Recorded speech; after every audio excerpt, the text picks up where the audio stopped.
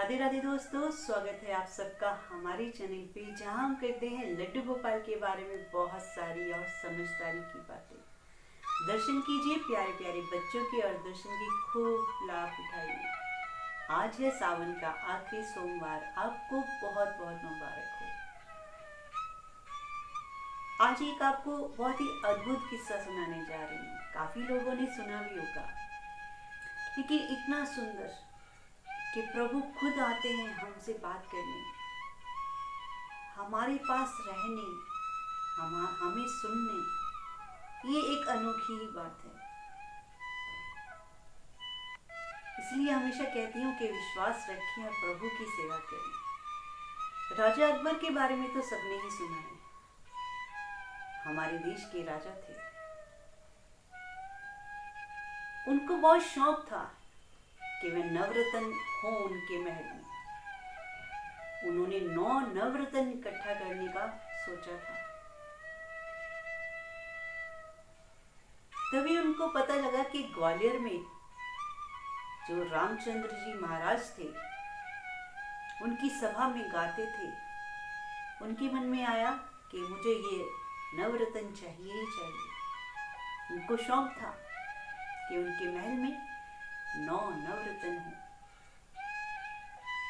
उनके मन में एक विचार आ गया कि कैसे भी करके तानसेन को मुझे अपने महल में लाना है। उन्होंने ग्वालियर के राजा रामचंद्र जी को चिट्ठी लिखी कि मैं चाहता हूं कि तानसेन अब से मेरे महल में रहे। जब चिट्ठी रामचंद्र जी को मिली तो उन्होंने मना कर दिया। अकबर ने फिर एक चिट्ठी लिखी कि अगर आप तानसेन को यहां नहीं भेजेंगे तो मैं युद्ध करूंगा। तानसेन एक पहले ऐसे संगीतकार थे, ऐसे गायक थे जिनके लिए कोई राजा युद्ध लड़ना चाहता था। तानसेन के बारे में हम लोगों ने सुना ही है कि अगर वो मल्हार गाते थे तो बारिश हो जाती थी। उनके संगीत से दिए जल पड़ते थे।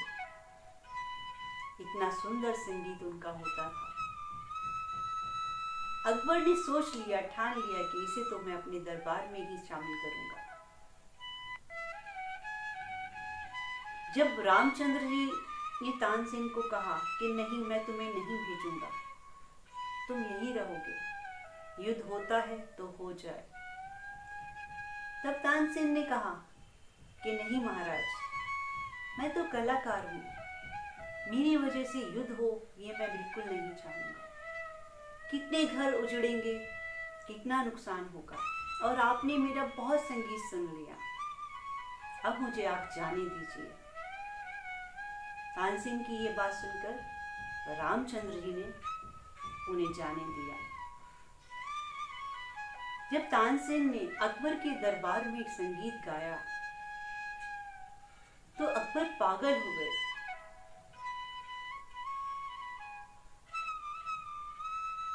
उनको कुछ समझ नहीं आया कि इतना सुंदर संगीत कहां से सीखा तुमने।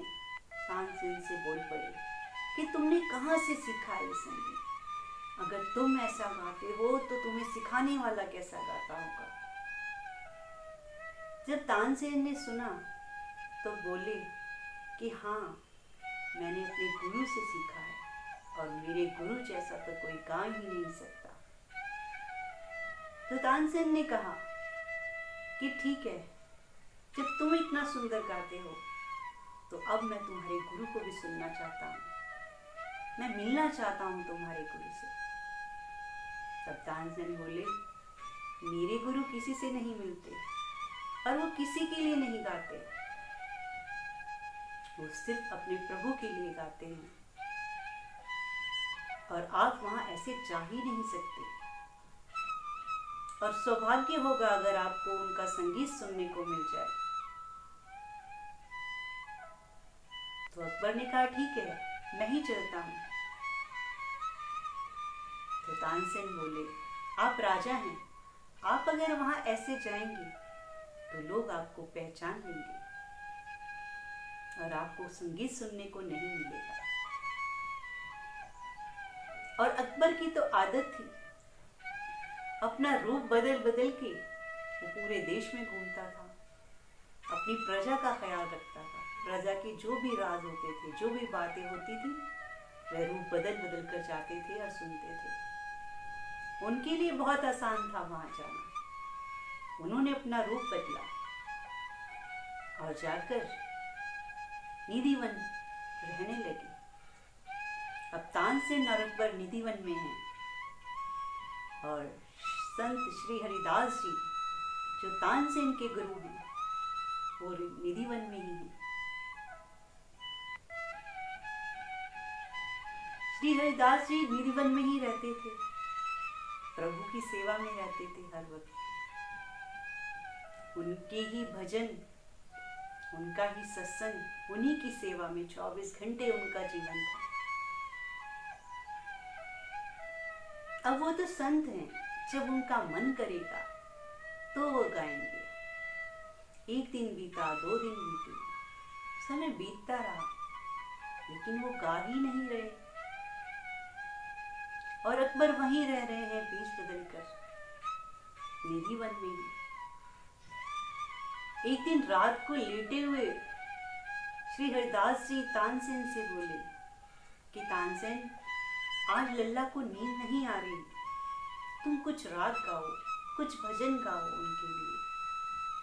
श्री राधा रानी बोल रही हैं कि कन्हैया आज सो नहीं पा रहे। देखिए ऐसी भक्ति, ऐसा प्यार हरिदास जी का, कि कैसे उनके साथ प्रभु रहते हैं। कब वो सो रहे हैं, कब वो नहीं सो पा रहे, सब उनको पता है। कितना प्रेम किया होगा उन्होंने प्रभु से कि प्रभु उनके पास आकर रहते थे। अगर कल्पना करें इस चीज के लिए तो मन भर आता है कि प्रभु कितने दयालु हैं। तो उन्होंने कहा कि ये सो नहीं पा रहे, तो तुम कोई राग गाओ, कोई भजन गाओ।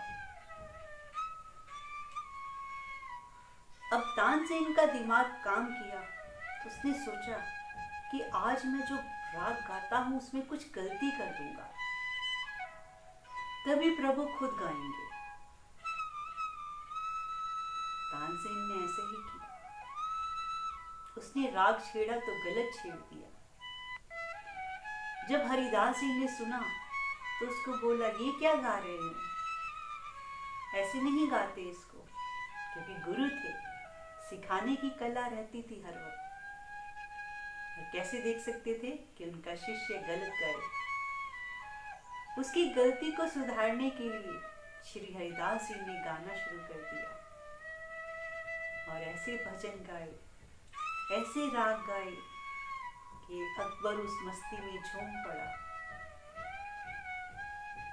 भाव विभोर हो गया अकबर। जब तानसेन वहां से बाहर गए, अकबर से मिले, अकबर बोला, क्या गा दिया तुम्हारे गुरु ने, तुम तो उनके आगे कुछ भी नहीं। जो तुम्हारे गुरु गाते हैं तुम उनका मुकाबला कहीं नहीं कर सकते, वो तो बहुत ही सुंदर गाते हैं। जब अकबर ने ये बात तानसेन को बोली तो तानसेन ने बहुत ही सुंदर जवाब दिया, मैं उनका मुकाबला कभी कर भी नहीं सकता। मैं एक देश के राजा के लिए गाता हूँ और वो पूरे ब्रह्मांड के राजा हैं। मेरे गुरु उनके लिए गाते हैं, उनके भजन सुनने स्वयं प्रभु आते हैं। मैं उनका मुकाबला नहीं कर सकता। इतना सुंदर जवाब जब तानसेन ने दिया तो अकबर बहुत खुश हुए।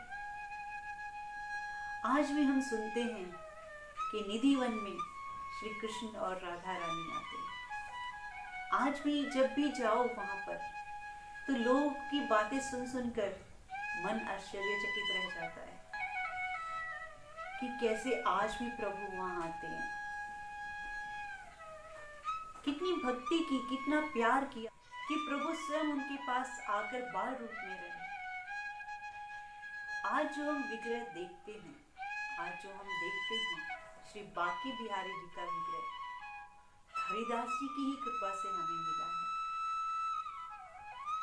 आज जो हम लोग जाते हैं उनके दर्शन करने, उनकी छवि देखने श्री हरिदास जी की कृपा से हमारा जीवन धन्य हुआ है।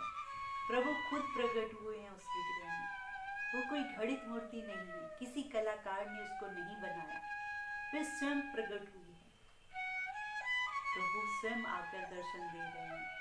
पूरी दुनिया का कल्याण हुआ है। श्री हरिदास जी के प्यार से, श्री हरिदास जी की पूजा भाव से श्री कृष्ण खुश हुए और पूरी दुनिया का कल्याण हुआ। आज वृंदावन में बांके बिहारी मंदिर को कौन नहीं जानता। बांके बिहारी के कौन से ऐसे भक्त हैं जिस पर प्रभु ने कृपा नहीं की। बांके बिहारी से कौन प्यार नहीं करता। उनका रूप इतना सुंदर है, मोटी मोटी आंखें, कजरारे नैन, माथे पे तिलक और हाथ में बांसुरी। प्रभु इतने सुंदर दर्शन दे रहे हैं। प्रभु की भक्ति में रहना अपने आप में बहुत बड़ी बात है। हम सबको प्रभु की भक्ति करनी चाहिए। प्रभु जैसा कोई प्यार नहीं कर सकता आपको। हमेशा बोलती हूँ, विश्वास करिए।